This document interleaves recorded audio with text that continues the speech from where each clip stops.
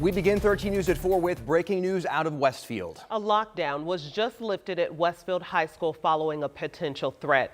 We actually have live pictures. We do have a reporter on the scene. They are trying to get an assessment of everything that's going on. The video that we have that we're showing you video right now. We're working on that live picture. We're showing you video that was sent to us from inside of the high school. That's right. So this began as what police are describing as a potential threat of some sort of shooting at the high school. Although we can tell you there was no shooting, no reports of any injuries, but shortly after 2:30 we got word of this threat and this lockdown at Westfield High School. So what you're seeing is pictures and video released to us by students. The students, as you can see, they're barricading the door from inside the classroom, which is something that students actually drill for now. Our Rich Nye is at City Hall where a press conference is about to begin. But again, the school was on lockdown for at least an hour or so. You can see pictures of family, parents gathering there at the school waiting for word to make sure their loved ones are okay. The school was on lockdown while police then had to go door to door to then clear that building, which, as you can imagine, can take some time considering the size of Westfield High School. So that lockdown was lifted about 30 minutes ago, and students who were outside at the time were allowed back in to gather their belongings. Again, no reports of any shooting that actually happened, no injuries. Rich and I will join us live with a press conference, presumably with Westfield Police and other city leaders perhaps in the next couple of minutes. That press conference, Felicia, expected to begin really any minute from now. Yeah, and they're saying that the shooting threat was called into the school. So again, we don't know too much information right now. We're sharing with you what we do know, but we did tell you, as we told you a moment ago, we have a reporter on the scene. They're working the scene. As you can see, it's still a very active scene as they're trying to get order and understand what happened, and of course communicate that to the parents, and then would begin the reunification process which might be starting soon. And I want to read, we have this on our website. This is what the school sent to parents and staff a short time ago. It said, Westfield High School is on lockdown due to a potential threat. Out of an abundance of caution, there is a heavy police presence on campus as law enforcement works to ensure the safety of all students and staff. All students are safe at this time. And then they went on to ask people to avoid the area to allow emergency personnel to respond effectively. And police are asking anyone who lives there and parents to avoid the area while they establish a perimeter. That was so they could clear the building. And again, the school lockdown was lifted about a half an hour ago. So as you can see, we were looking at parents who are waiting to hear more information, waiting to be reunified with their students. As you can imagine, anyone would be concerned, any community member would be concerned about what's happening here if you have someone that works at the school.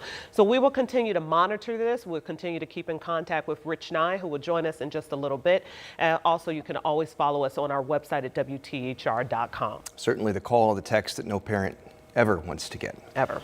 All right, more on that as it develops. Now to this developing story in Michigan, where authorities are still combing through the debris following that church attack that left at least 4 people dead and 8 others hurt. Now the shooter is dead, but we still do not know anything about a possible motive. We do know federal officials are investigating the incident as targeted violence. Ivan Rodriguez is there in Grand Blanc Township, Michigan, near Detroit. He's got the very latest this afternoon. A community in mourning. It's really kind of tough to see it in the background and realize that, a lifetime of memories is just gone. As investigators search for answers. We are continuing to work to determine a motive. In the past 24 hours, our investigative squads and specialty teams have been out all night, exhausting leads. Worshippers were attending Sunday services when police say a man crashed his truck into the Church of Jesus Christ of Latter-day Saints in Grand Blanc Township. The suspect began shooting with an assault rifle and then used an accelerant like gasoline to set a fire, authorities believe. These are places that we go to feel connected, to feel safe, to be together. But today, this place has been shattered by bullets and broken glass. Authorities say the shooter died during an exchange of gunfire with police. The suspect was identified as a 40-year-old U.S. Marine veteran who served in the Iraq War. This is clearly a mentally ill man. And we just don't understand the motive yet. What we know is that people who were just trying to pray at church were killed in their house of worship, a place that should be a sanctuary and safe. And we need to focus on the community right now and getting them the healing that they need. In Grand Blanc Township, I'm Ivan Rodriguez. And this shooting is the latest in a wave of attacks on a religious institution. It follows the Annunciation Catholic Church shooting in Minneapolis just last month, a Baptist church in Kentucky in July, and a vacation Bible school in Michigan back in June. So faith-based organizations, as you can imagine, are rethinking just what security means at church. Our Jenna Webster joins us now after talking with a church security expert. So what insight did he have, Jenna? Yeah, so I just, in the last hour was actually talking to Carl Chin. He's the president of the Faith-Based Community Network. So he recommends all places of worship have some sort of what he calls intervention-capable security. So let's talk about what that means. This isn't hiring an outside security team. He's talking specifically about members of a congregation volunteering and getting specific training on how to intervene in an emergency. He also says this does include having a firearm policy. We've forgotten how to communicate to people, how to encourage people, how to engage with them verbally.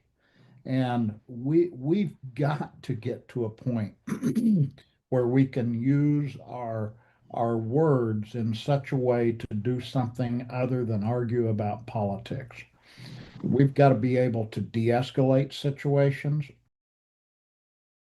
The 19th mass murder at a faith-based organization.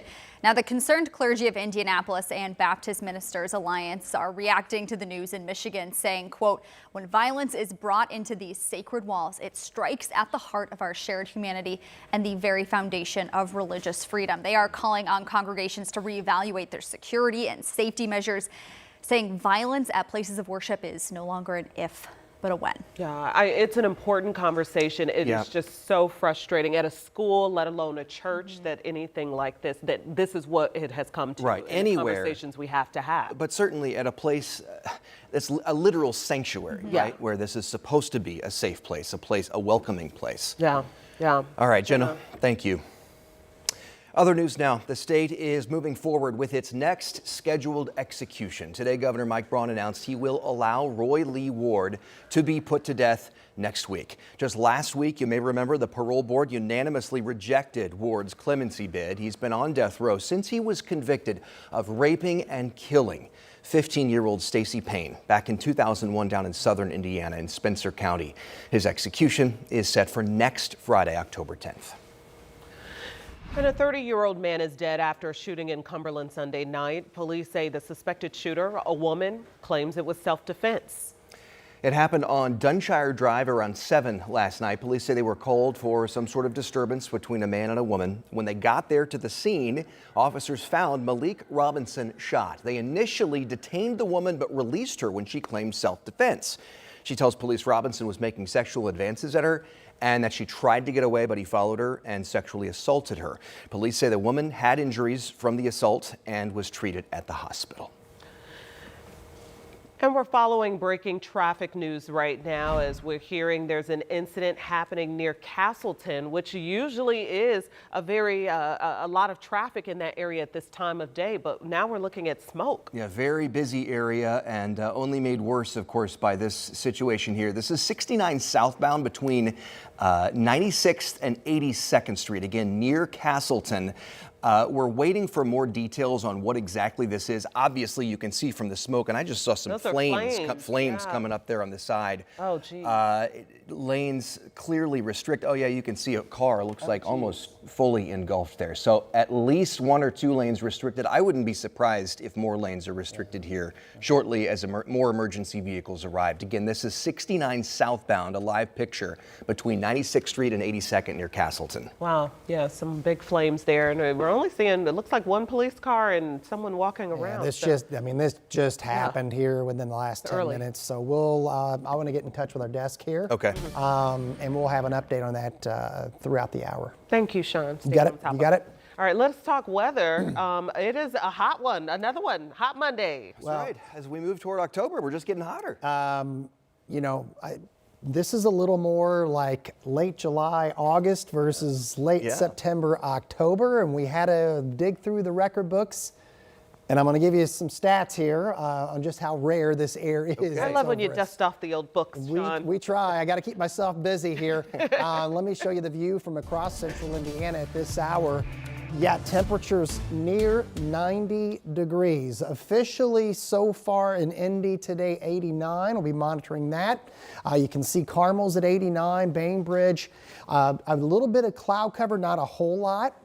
We've got a little bit of a wind from the northeast. See Mount Comfort checking in at 90. Terre Haute, we've got you at 91 at this hour, and 86 in Muncie. So again, officially so far in Indy, 89. It is not the record high for the date, but it's one of just 15 days since 1871 with a high temperature of 89 or higher. And we've only had 7 of those since 1971. The last time it happened was in 2019. So yeah, that would qualify as rare air. This is your after school forecast for the kids. Close to 90 degrees next couple of hours. By 7 o'clock, we're still in the middle 80s. It is hot for this time of year. It's not humid. That wind flow again coming in from the northeast. There's an area of high pressure sitting over Illinois. It's the hot dome, if you will. And again, this pattern a little more indicative of summertime versus where we are in the season. There you go. Those dew points that stay on the dry side in the mid-50s, leading to these big swings from lows to highs, also providing a pretty good dose of sunshine, although some of this cloud cover you're seeing is coming in from that light wind from Lake Michigan and a little bit of moisture coming in from Lake Erie, so a little bit of lake effect cloud cover.